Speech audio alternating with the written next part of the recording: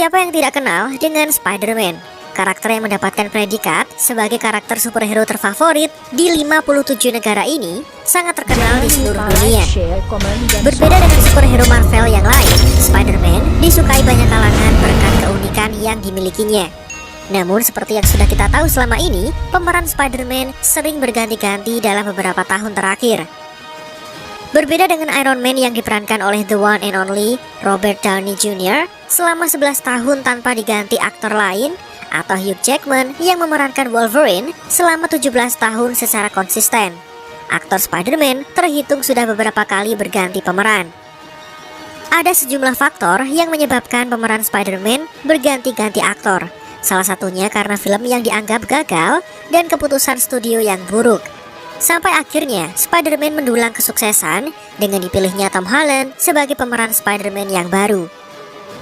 Nah, sekarang kita akan bahas secara mendalam agar kalian semua tahu alasan kenapa Spider-Man dimainkan oleh 3 aktor berbeda.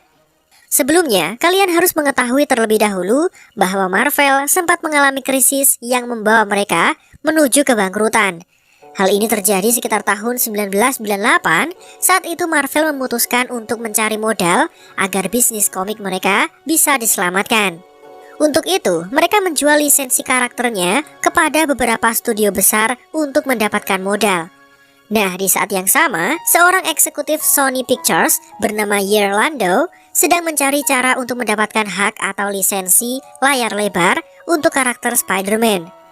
Mantan CEO Marvel yang bernama Ike Perlmutter merasa tertarik dengan menawarkan Sony hak lisensi untuk setiap karakter Marvel, termasuk diantaranya ada Iron Man, Thor, Black Panther, dan Ant-Man untuk dibeli seharga $25 juta, atau jika dirupiahkan menjadi sekitar 356 miliar.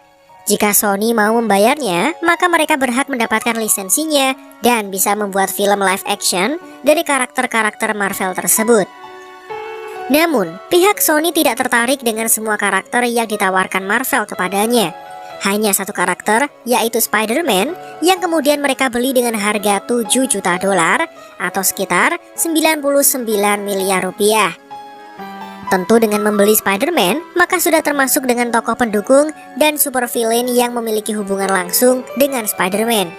Maka tidak heran karakter seperti Venom, Morbius, Kraven the Hunter, MJ, Gwen, Black Cat, dan bahkan Sinister Six termasuk ke dalam paket penjualan Spider-Man. Mulai dari saat itu, Sony memiliki lisensi penuh atas karakter Spider-Man dan dengan leluasa mereka bisa membuat film live actionnya. Sementara Marvel sendiri terlilit hutang yang cukup besar dengan Disney. Dan pada tahun 2009, Disney resmi membeli Marvel untuk menjadi bagian dari waralaba mereka. Oleh karena itu, sampai detik ini Marvel berada di bawah naungan Disney dan tiap kali merilis film, mereka harus mendiskusikannya terhadap Disney sebagai atasan mereka. Maka tidak heran rating untuk film MCU berada pada PG-13 karena Disney yang terkenal ramah untuk anak-anak. Sehingga dengan PG-13 atau bimbingan orang tua, maka film mereka bisa dinikmati semua usia dan cocok menjadi film keluarga.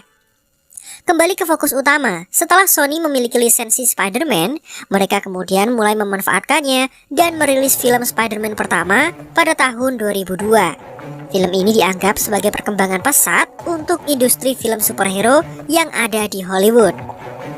Saking meledaknya film Spider-Man kala itu, mereka bisa meraup keuntungan sebesar $821 juta di box office di seluruh dunia.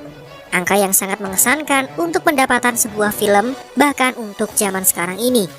Maka tidak heran dengan kesuksesan ini, maka Sony optimis untuk melanjutkan waralaba Spider-Man. Masih disutradarai oleh Sam Raimi dan dibintangi oleh Tobey Maguire sebagai tokoh utama.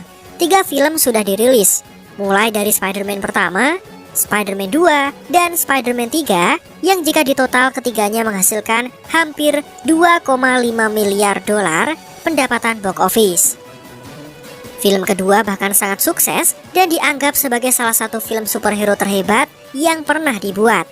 Namun terlepas dari kesuksesan besar trilogi Spider-Man, waralaba ini harus direboot ulang dan tidak pernah ada kesempatan untuk Spider-Man 4 sebagai kelanjutannya.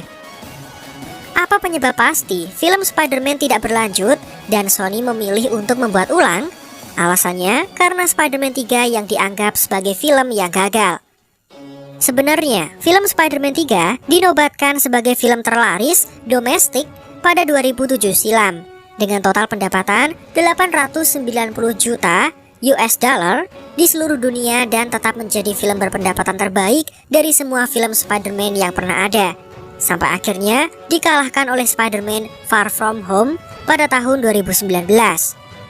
Dengan keuntungan tersebut, kenapa filmnya tidak dilanjut dan malah menjadi akhir dari karir Spider-Man versi Tobey Maguire? Jawabannya, karena film ini memiliki beberapa masalah. Beberapa masalah yang dimaksud adalah pendapat kritikus yang tidak memuaskan terhadap film ini. Banyak penggemar Spider-Man yang juga tidak menyukainya. Film ini menampilkan plot yang sangat berlapis, di mana Spider-Man berhadapan dengan 3 penjahat di sepanjang filmnya. Dari Sandman, Green Goblin versi Harry Osborn, dan aktor Topher Grace yang dirasa tidak cocok memerankan karakter Venom. Dengan banyaknya musuh tersebut, maka fokus terhadap karakter utama, yaitu Spider-Man-nya sendiri, akan terbagi menjadi beberapa bagian dan tidak lagi terpusat sebagai perannya dalam menjadi tokoh utama. Adanya cinta segitiga dengan tambahan Gwen Stacy sebagai karakter pendukung yang baru, serta perubahan kisah kematian Paman Ben dari cerita aslinya semakin menambah komentar negatif terhadap film ini. Dan jangan lupa, penggambaran Peter yang menjadi emo dan menari di tengah jalan dianggap sebagai efek simbiot yang terkesan konyol dan terlalu memaksa. Nah, dengan sejumlah alasan di atas, bahkan sutradara Sam Raimi pernah mengatakan film ini adalah film yang mengerikan saat diwawancara pada tahun 2015 silam. Wah, separah itukah film ini? Dan akibatnya film keempat tidak lagi dilanjutkan. Terlepas dari masalah Spider-Man 3 yang sudah dijabarkan di atas, nyatanya Sony masih berkeinginan untuk melanjutkan filmnya. Lagi pula filmnya mendapatkan banyak uang dan inilah yang menjadi alasan utama dari industri perfilman. Sam Raimi mulai mengerjakan Spider-Man 4 tidak lama setelah dirilisnya Spider-Man 3, dengan Tobey Maguire dan Kirsten Dunst siap untuk kembali. Dalam rencana awal, sutradara ingin menampilkan Vulture sebagai penjahat utama dalam film keempat nanti, dan bahkan telah memilih aktor bernama John Malkovich untuk peran tersebut. Sam Raimi juga menunjuk aktris bernama Anne Hathaway untuk berperan sebagai antihero bernama Felicia Hardy alias Black Cat. Film ini bahkan memiliki tanggal rilis yang dijadwalkan pada 6 Mei 2011. Namun sayangnya, hal itu tidak pernah terjadi. Penyebabnya adalah ketika Sam Raimi mengerjakan naskahnya, isi dari ceritanya tidak dapat memuaskan studio untuk dipakai di film keempat. Padahal sejatinya, Sam Raimi sudah berusaha sekuat tenaga untuk tidak mengulangi kesalahan yang dia buat dengan film ketiga. Dia bahkan mengatakan akan membawa waralaba Spider-Man ke puncak kesuksesan dengan dirilisnya film keempat nanti. Namun, tuntutan Sony begitu keras dan Sam Raimi tidak mampu memenuhi batas waktu yang ditentukan oleh Sony. Keputusan akhirnya, Sam Raimi memilih keluar dan mengatakan kepada studio bahwa dia tidak akan lagi membuat film tersebut. Sementara itu, daripada mencari sutradara yang baru untuk mengambil alih apa yang sedang dikerjakan Sam Raimi dengan film Spider-Man 4, Sony memutuskan untuk memulai kembali waralaba ini dari awal dan secara resmi mengakhiri seri Spider-Man versi Tobey Maguire pada tahun 2010.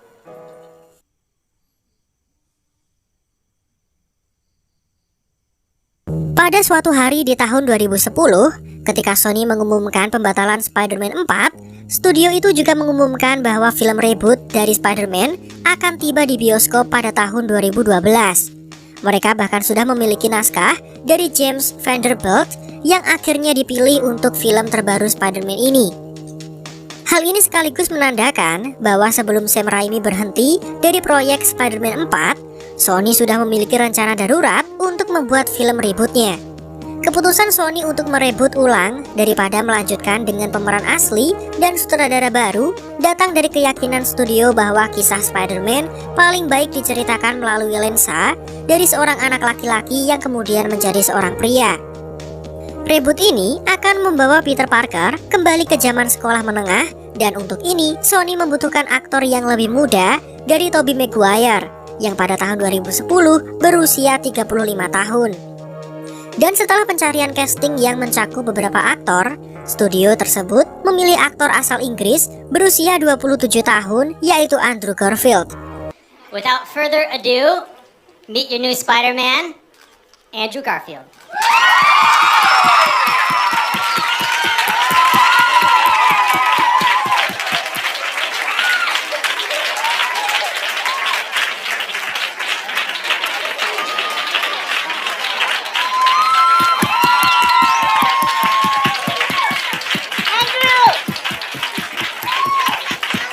Memiliki usia 8 tahun lebih muda dari Maguire, Andrew Garfield nyatanya masih 1 dekade lebih tua dari karakter yang akan ia perankan, dan 2 tahun lebih tua dari Maguire di film Spider-Man yang pertama. Namun, terlepas dari usia Garfield yang cukup tua untuk memerankan karakter remaja, sutradara The Amazing Spider-Man yaitu Mark Webb merasa dialah yang terbaik untuk peran tersebut karena sejumlah alasan. Salah satunya karena chemistry dengan lawan mainnya yaitu Emma Stone.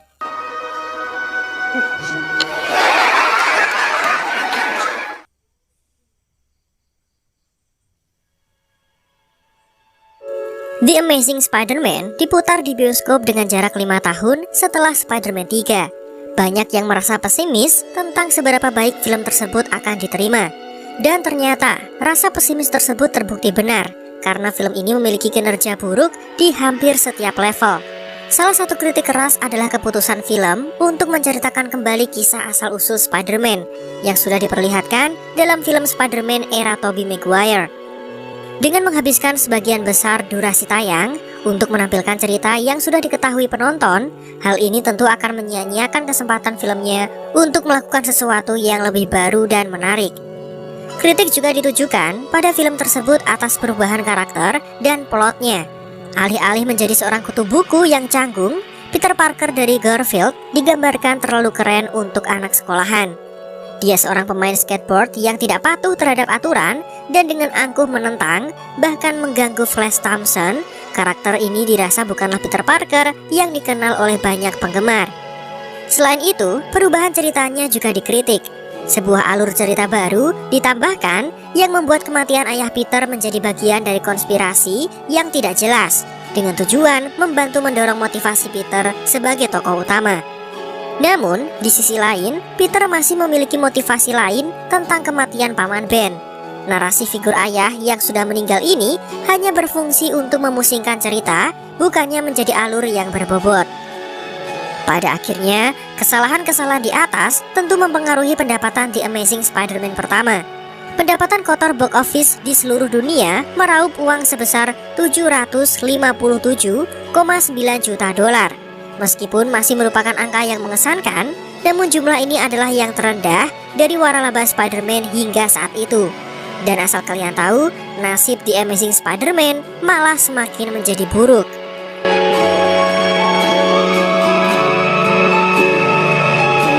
The Amazing Spider-Man meskipun gagal memuaskan para penggemar dan kinerjanya yang buruk di box office, namun Sony masih optimis untuk melanjutkan ceritanya.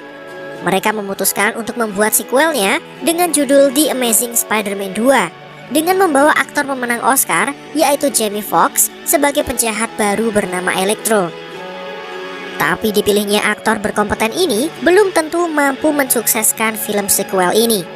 Banyak yang beranggapan Sony seperti mengabaikan pelajaran berharga yang dipetik dari kegagalan Spider-Man 3. Film ini menambahkan Dan DeHaan sebagai Green Goblin yang baru dan kemudian ada Paul Giamatti yang berperan sebagai Rhino. Ditambah dengan Electro sendiri, film ini menampilkan 3 super villain sekaligus, mirip seperti film Spider-Man 3, namun dengan penyampaian kisah yang kurang memuaskan. Subplot kematian Richard Parker juga banyak ditampilkan. Dan konspirasi itu sekarang dikaitkan dengan transformasi Peter yang menjadi Spider-Man. Salah satu hal yang dianggap kesalahan besar dalam film ini adalah keputusan untuk membunuh Gwen Stacy. Jika cerita buku komik tahun 1973 dengan judul The Night Gwen Stacy Died dianggap klasik, lain halnya jika diterapkan dalam film zaman sekarang. Pada saat film sequel ini rilis, yaitu pada tahun 2014, titik plot seorang wanita yang sekarat untuk memotivasi karakter pria dianggap sebagai ide paling malas dan malah berpotensi merusak. Mungkin kita menganggap kisahnya dramatis dan menyedihkan dengan pandangan kita sebagai penonton yang awam. Namun kritikus yang expert dalam membedah film menganggap kematian Gwen adalah ide yang buruk. Dengan alasan-alasan tersebut menyebabkan The Amazing Spider-Man 2 panen kritik buruk dan menjadikannya film Spider-Man berpendapatan box office terendah dibandingkan film-film sebelumnya. Jelas dengan kegagalan ini, Sony harus memutar otak bagaimana untuk mengembalikan kesuksesan Spider-Man bagaimanapun caranya.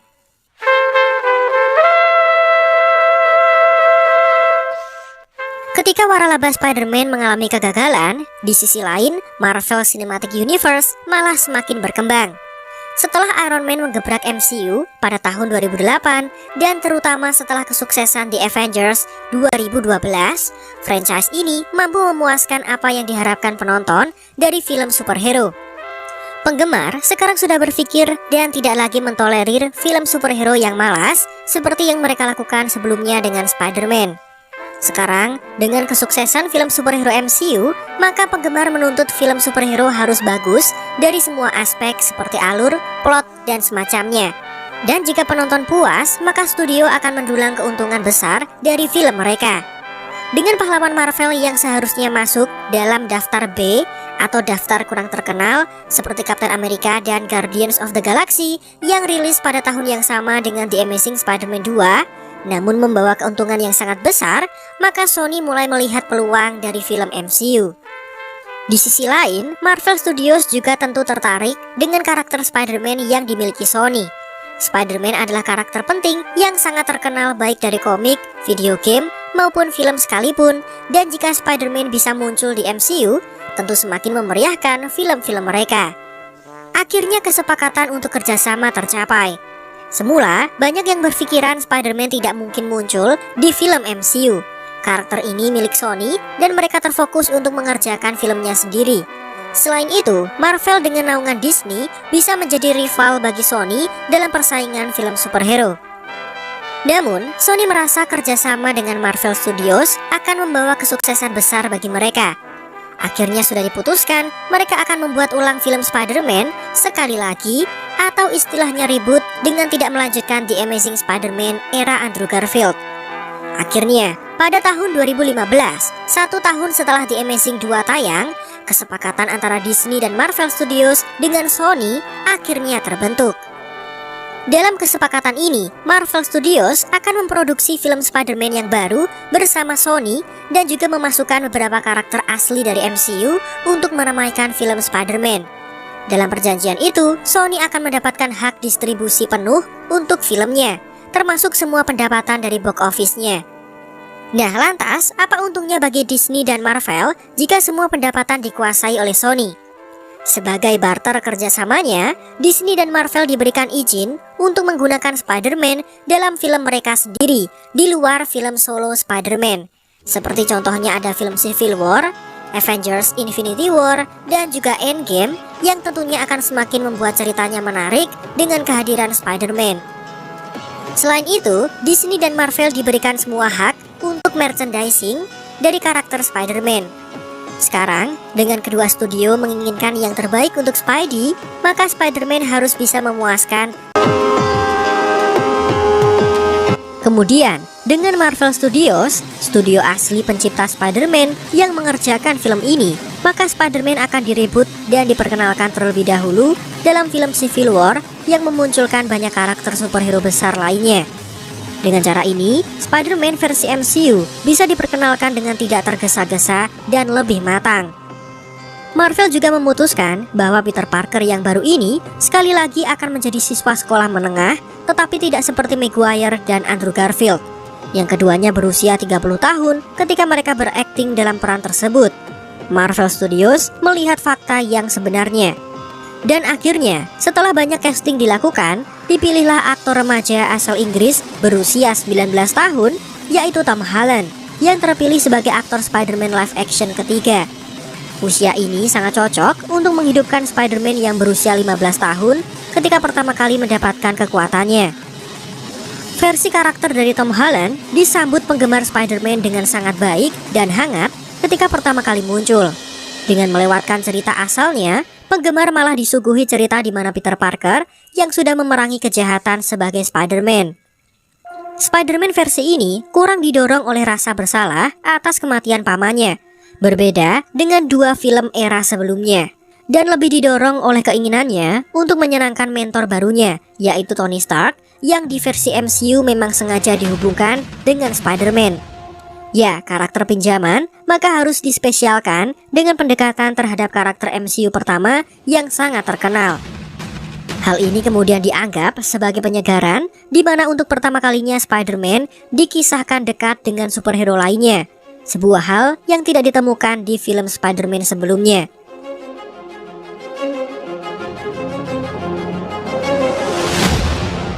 Dua tahun setelah pengenalan Spider-Man di film Civil War, Tom Holland membintangi film solo pertamanya untuk Sony dengan judul Spider-Man Homecoming. Film ini adalah film Spider-Man pertama yang diproduksi oleh Marvel Studios dan terbukti sukses dalam segala hal. Film ini memiliki skor Rotten Tomatoes tertinggi dari semua film Spider-Man sejak Spider-Man 2 dan meraih pendapatan box office di seluruh dunia yang menempati urutan kedua setelah Spider-Man 3. Petualangan Spider-Man masih berlanjut dan tampil di dua film Marvel terbesar hingga saat ini, yaitu Avengers Infinity War dan Avengers Endgame.